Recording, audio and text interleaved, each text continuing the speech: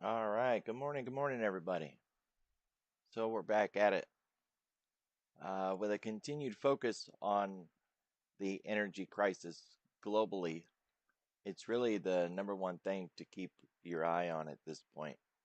Lots of headlines that really are misleading, not helpful, conflicting stories, leaves a lot of uncertainty on the table. The bad thing is I continue to get bombarded by new traders looking for guidance in this environment, and it won't matter what the chart looks like. It's only going to matter what the headline is. So, know what you own, approach with caution if you're looking to do swing trades and longer term trades. It's just the worst environment for that right now.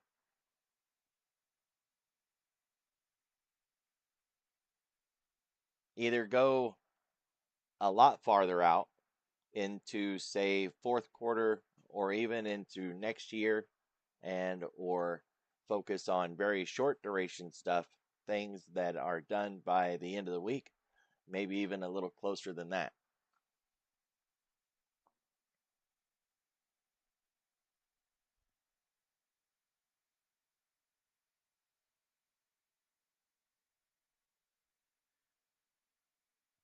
We're green around the world. Hong Kong is basically flat, dancing around the zero line, but everybody else doing reasonably well. Japan up around a half.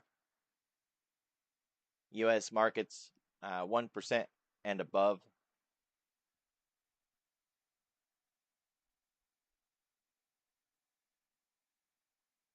We got import export prices today. Some of the numbers are a little wide. Because of that, we could see some reaction in the market at 8:30. We have an auction at 1 o'clock, but it's the 5-year.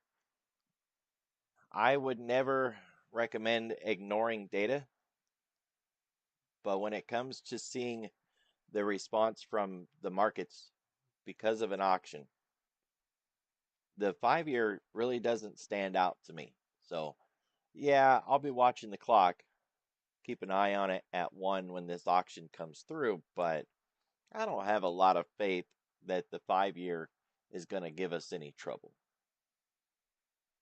It is Wednesday, so we're going to get crude oil inventories. Of course, with this energy crisis, 10:30 could provide more volatility than a typical Wednesday's crude report. So don't let that one slip by you. You know, a lot of Wednesdays we get the crude report and it's like we didn't get anything at all, right? No impact, nothing. But there's times where the EIA report moves us. So in the current backdrop, in the current environment, I think this is one of those times where it could happen. So be ready for that.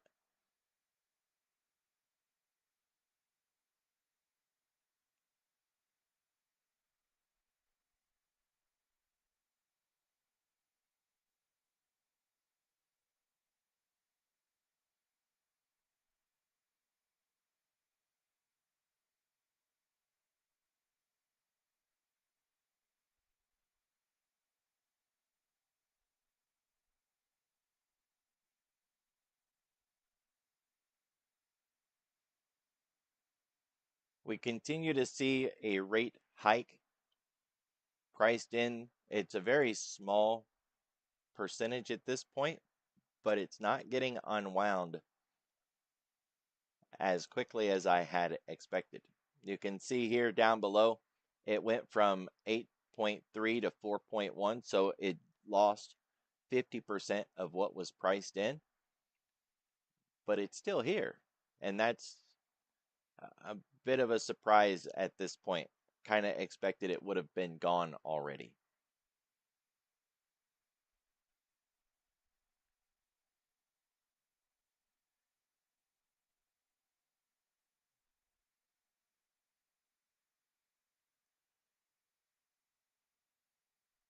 It's getting there.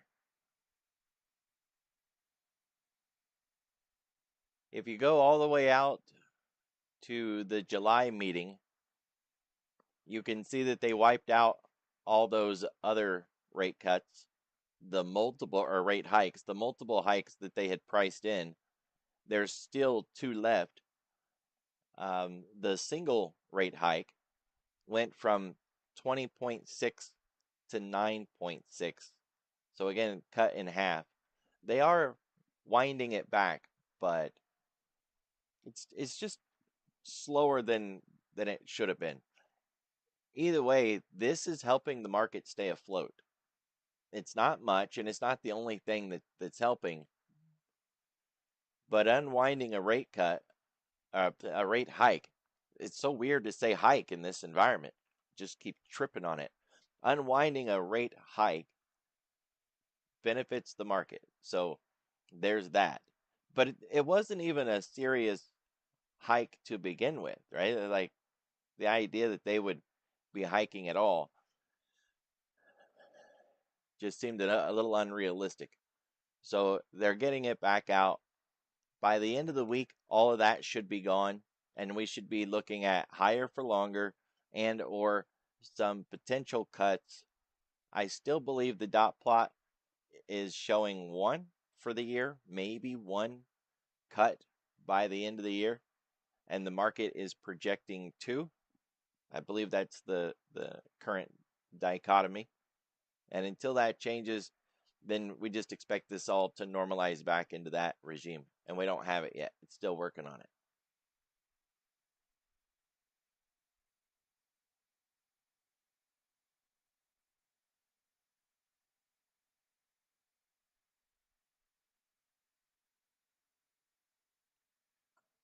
So OpenAI is gonna shut down its Sora video platform.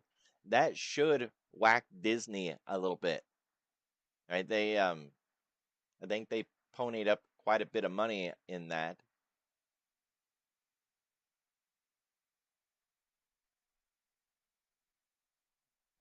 I think it's Disney.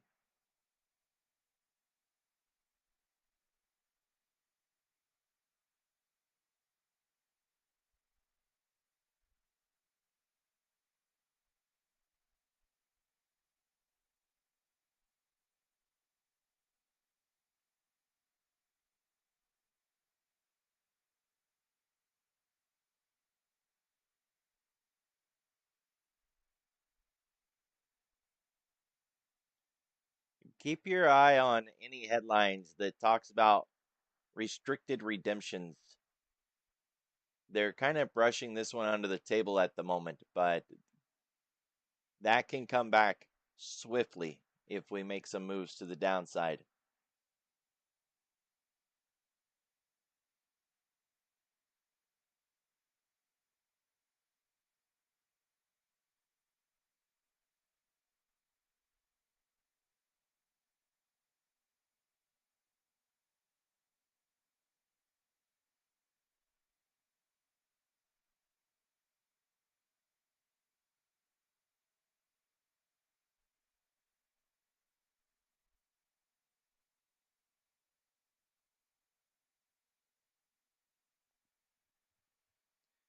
Looking at the Gamma briefing, prepare for a possibly violent rally if Iran doesn't throw a monkey wrench into things.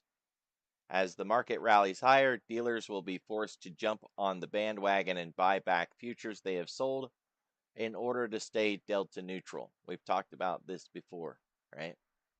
When we're in a negative gamma regime, they will sell into selling and buy into buying, which is not what they do when we're in a positive gamma regime. And that can cause us to have a very violent move to the upside.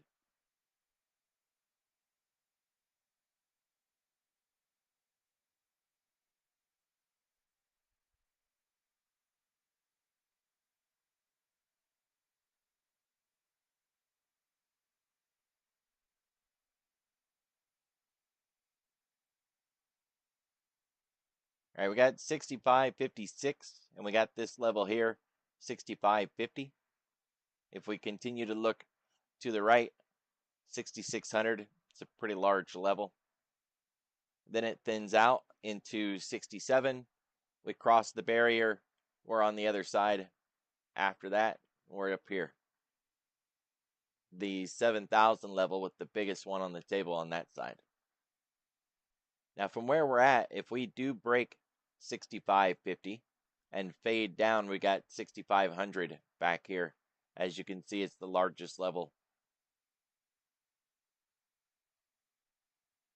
Keep your eye on that 6,500, just the open interest and the volume at that level. See if they start thinning it out. That'd be a nice precursor to a move. Should be able to spot where they're going. White House risks, we're at 25%. It's not really all that bad. 25% is kind of on the light end, but it is coming through as moderate. So watch for headlines, of course. It's been that kind of environment. It's not really much of a surprise. We're still seeing that sector rotation, geopolitical de-escalation, oil price surges, central bank commentary. All of these things combined are giving us a score of 58 on the sentiment index. Cautious optimism.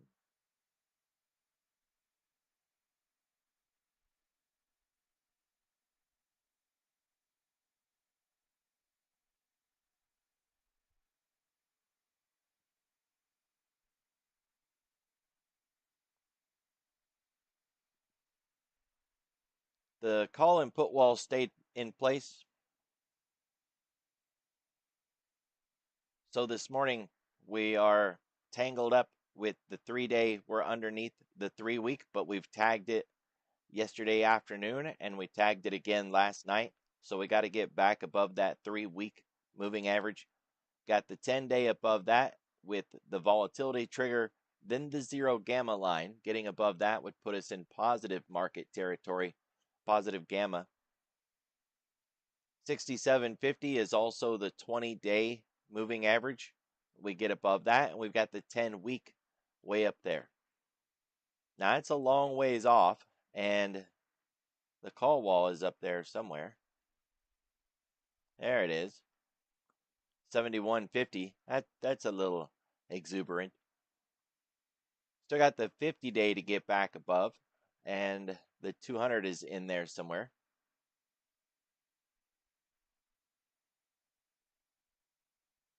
So a lot of drama, a lot of trash. If we look out here on the daily, the 20 and the 200 are about to cross. Or maybe we already got them crossed finally. And that 3-day is starting to curl up. So we're primed here for a bull surge signal.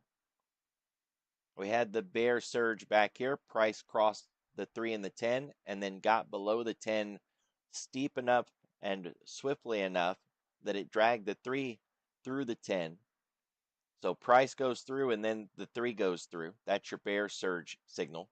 Flip it all over, looking at the other way. We got to get price to cross the 10 and then get above the 10 high enough, far enough, fast enough that it brings the 3 up through the 10 as well. And we get that solid crossover. What we don't want is a bunch of tangled up trash like this back here. Now, these moving averages are not about getting trades on crossovers or bounce plays or any kind of silly stuff like that. We're just looking at the slope of the lines, the width between the lines, how far away price is from the lines, to have a better idea of what the expectations are. If we can get through that 10, we've got the really large candle from March 23rd. Get the high of that, 67.50. Lines up with the 200-day moving average, the 20-day moving average. That's a lot of stuff all piled up right at that level.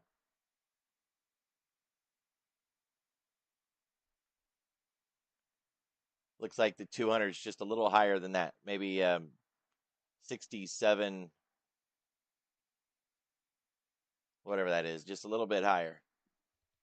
6760-ish. Still, they're all tangled together. It's going to be difficult to get through that level, but we'd have to get through the 10-day anyways first before we can do anything else. And this big bar is the boss. We got to get out of that bar before we can get anything else done.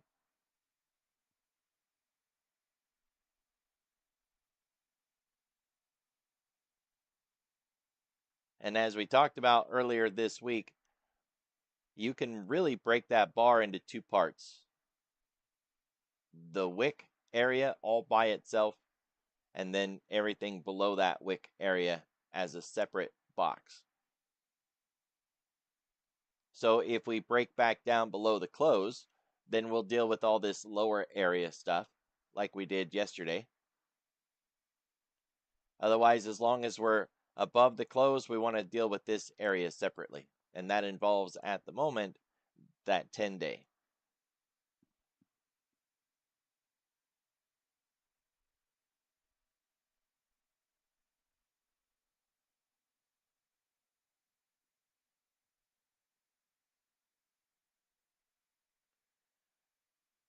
We had 133,000 in the overnight volume, which feels a little light compared to the big numbers we saw last week. But it's still heavier than the average. The average runs around 50 to 55,000 in overnight, and we're way above that still. So, yeah, last week was heavy. We can see even on Monday back here, 345,000. That's a lot. Now we're only hitting 133. So, definitely lighter than that. So that we got a lot of participation still in the overnight. They're not sitting out, they're not waiting on something, they're coming in and getting it done.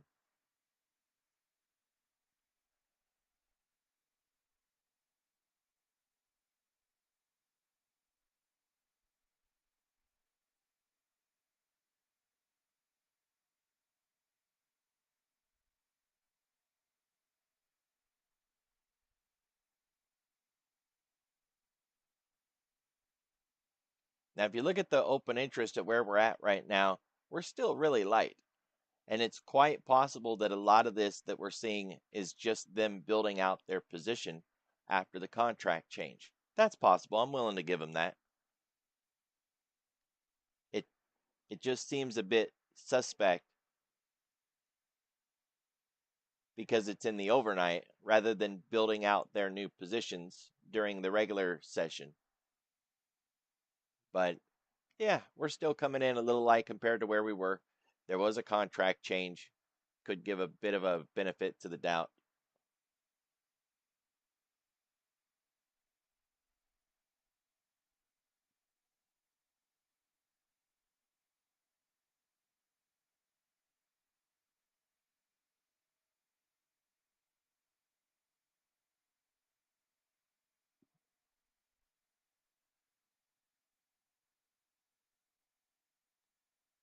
Our average daily range is 125 points.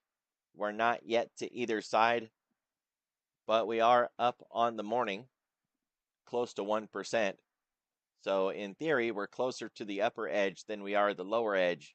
There's no indication that we're going to get to one side or the other at this point. And we've got a fairly tight Globex right now.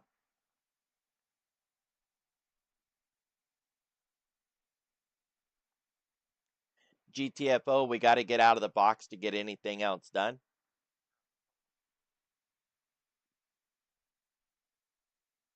If we look at the Globex start, that's right here at this bar.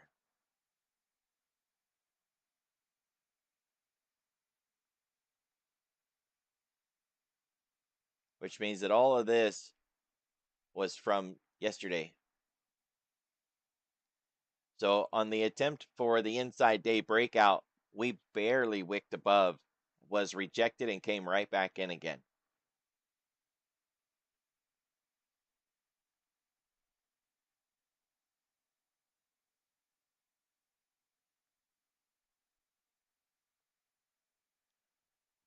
Break through yesterday's high would test the ADR half, get above that. We've got the ADR full, get through our own Globex low.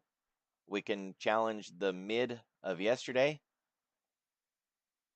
Then the ADR half on the downside, get an inside day breakout, and we can challenge the low, ADR low.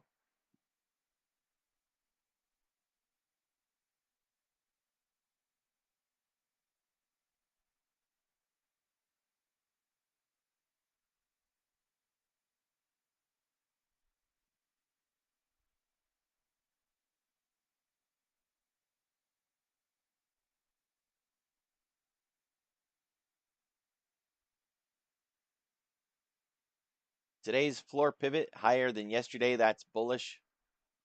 Price opened above it, that's also bullish. We've come down and got into the channel, but we didn't hit the floor pivot. So we have an MDP, that's a missed daily pivot. At this point, we can't count it as a missed daily pivot. We have to make it through the entire day and then look back afterwards to see if it was hit at some point. So we got a good start, but if we hit it, then we're not going to have a missed daily pivot. And having one by itself really isn't all that big of a deal. It's when we get consecutive missed pivots.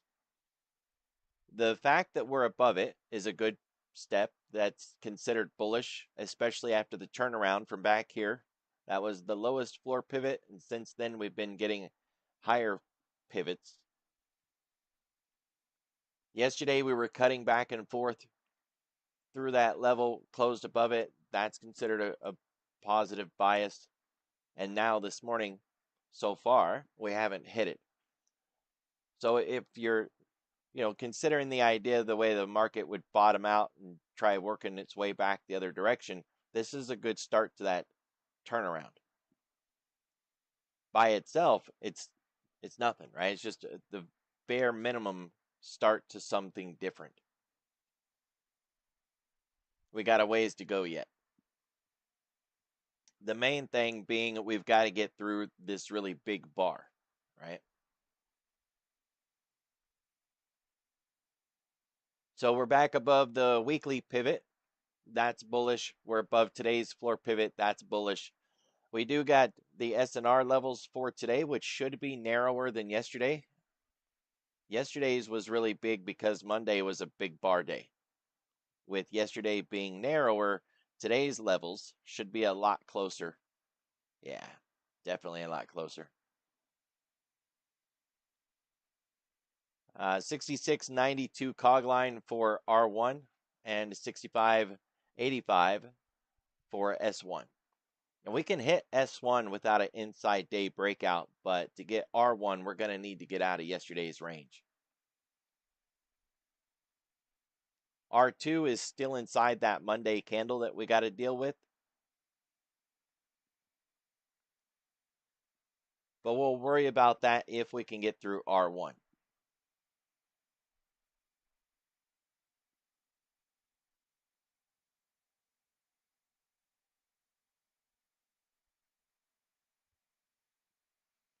All my levels up here were gone again this morning. I rebuilt them yesterday, turned on Thinkorswim this morning, and I had to put them back up there again.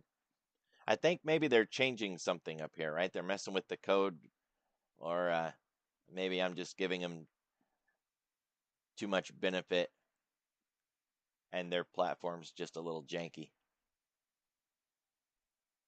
Maybe.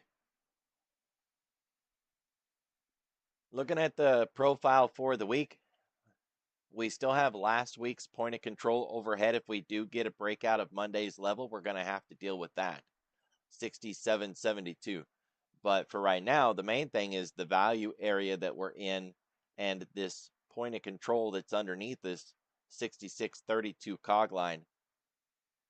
We've put in a lot of work here. This whole area is a very large structure, and we could continue to just hang out in this zone, but it can't last, right? All good things got to come to an end. We're going to come out of this box. There's no bias to that, though. There's no directional indication at this point, other than we're pushing on the upper edge. We got nothing. And it doesn't matter what the chart has to offer anyways. It's all going to be headlines. So, we work with what we got in the short term, but trying to look farther out, it's all going to come down to the energy crisis and how soon they can resolve this situation.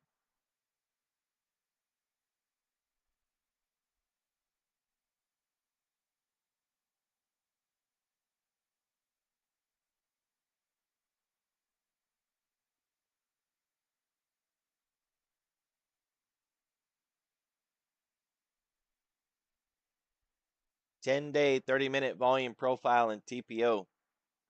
The point of control shifting around really didn't help us out much. It is underneath us at the moment, but 6632 cog line, if we drop back down and cut that level, then 6600 is basically the value area low, and it gets thin beyond that drop.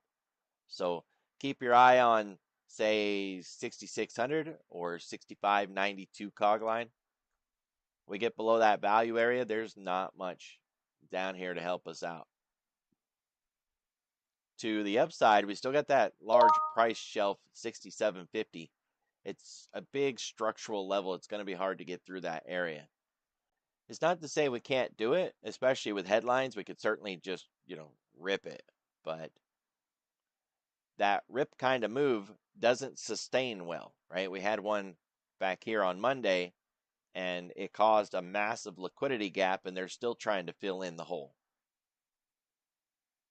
So we could get another violent rip like that and get tangled up in that same area where we got hit last time. Notice that's where this bar stopped. Same problem, same area. The difference is we're closer now than we were back here.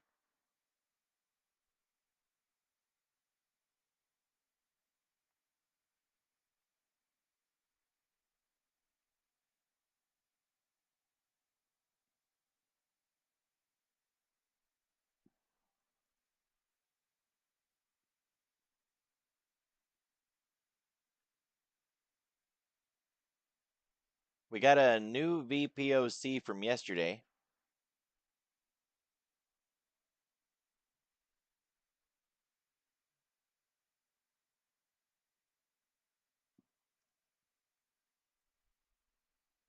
So if we break our own Globex low, we've got that to look forward to.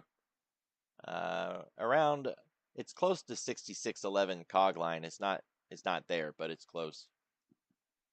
I don't zoom in and get it to the tick perfect. You do you if that's what you want to do. 6608 or 07 is close enough. Round number, no ticks. If you look at the distribution this morning, this is almost a classic example of distribution, right? This is like textbook. Very pretty. Ain't she pretty? But that's not really giving us anything useful.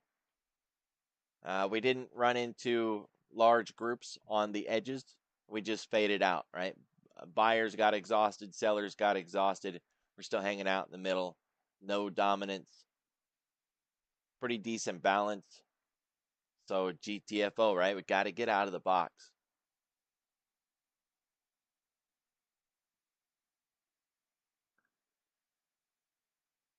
Weekly expected move. We're still inside that box. Breaking out of Monday's high is also going to be a breakout of that box.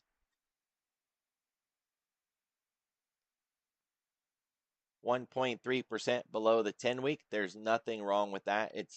Yeah, we're below the 10, and it would be better if we're above it, but that level is not a dangerous level. 1.3 is not really that big of a deal at all. If we drop to the downside, keep measuring that distance from 10 below, say, -3, probably get a little concerned. But until we at least get to a -3, I wouldn't even get upset about it. So just keep your eye on it. If we do make moves to the downside, remember where that 10 is.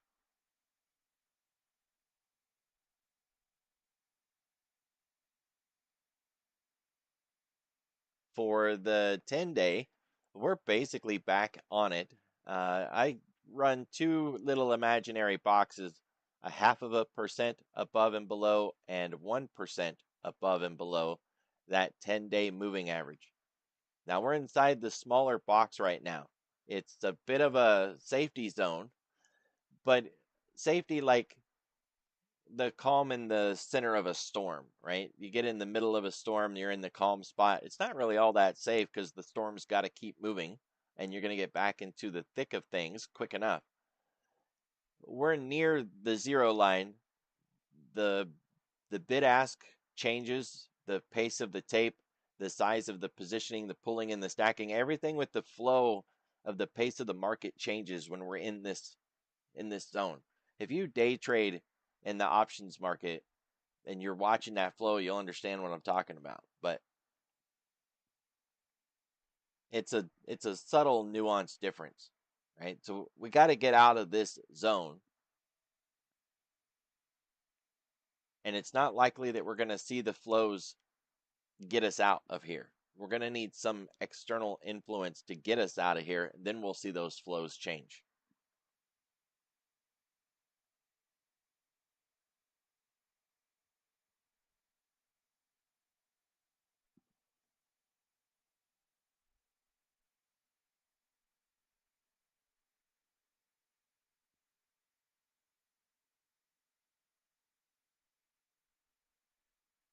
All right, looking at what's down this morning, the VIX is down another 6.5%, but it's still up more than 4.5% over a 5-day period. It made some big moves, right? Last week, it was up over 20%.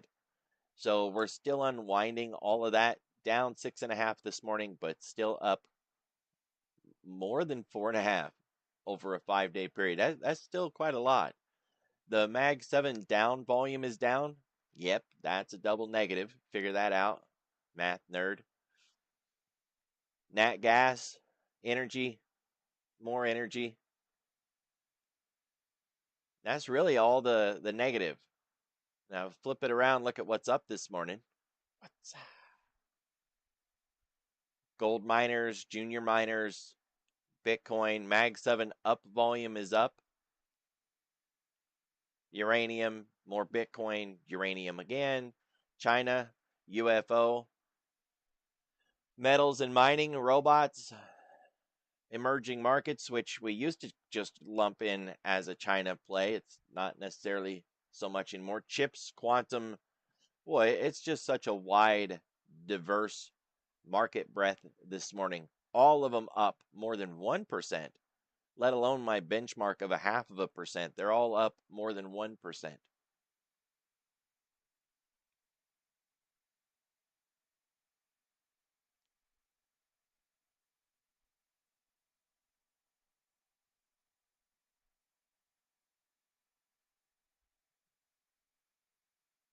Considering everything that is up,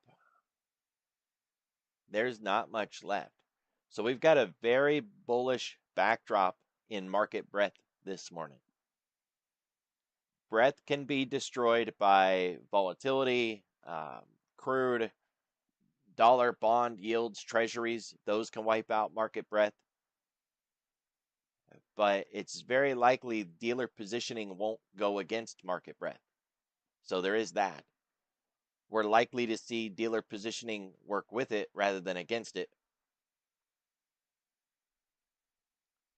So keep your eye on anything that could break this, the VIX, crude.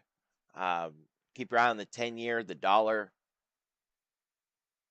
because they'll be the ones that could counteract or go against, kind of take away from that really strong breadth that we have this morning. When we try to quantify what stocks fit into this diverse group that we're looking at, 62 names in the S&P are up 0.5% or more.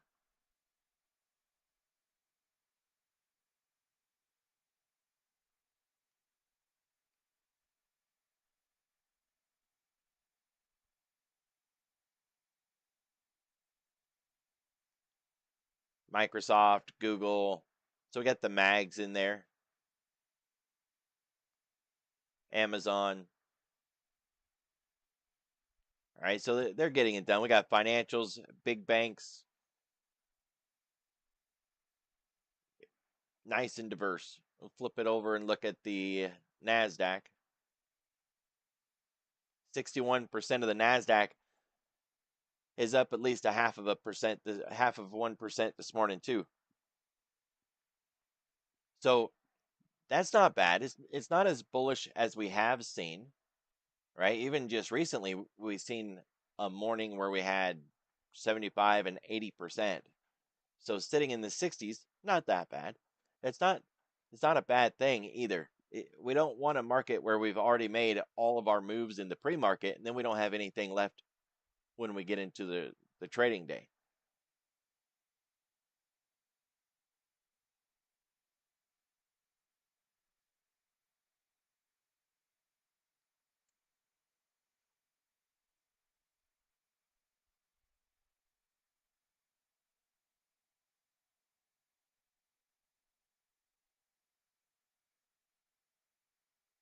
So if we start to lose market breadth, that could be a warning. Try to figure out where that's coming from.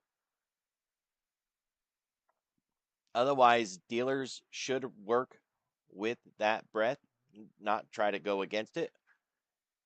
Then we just need to keep our eye on the other markets like the VIX and crude, dollar, bonds. If they don't interfere, it should be a decent breakout rally kind of day.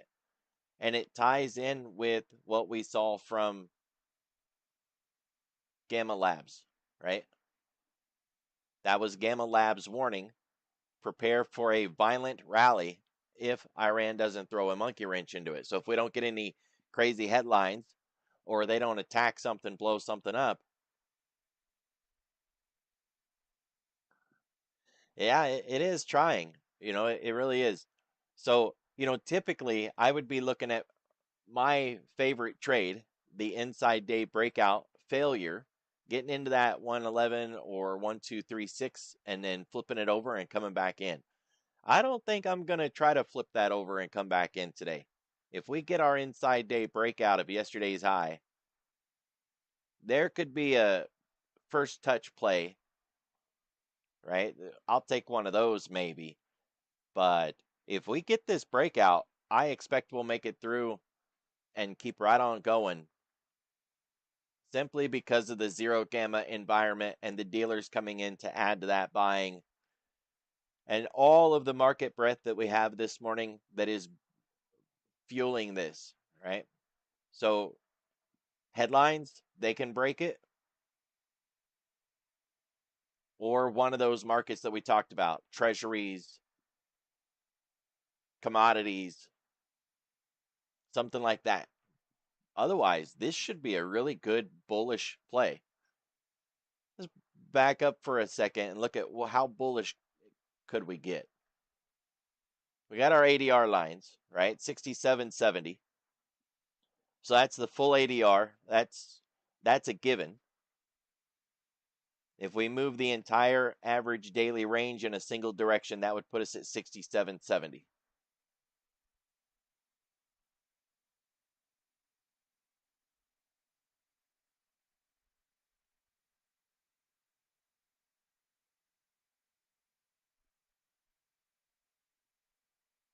And R3, 68.50.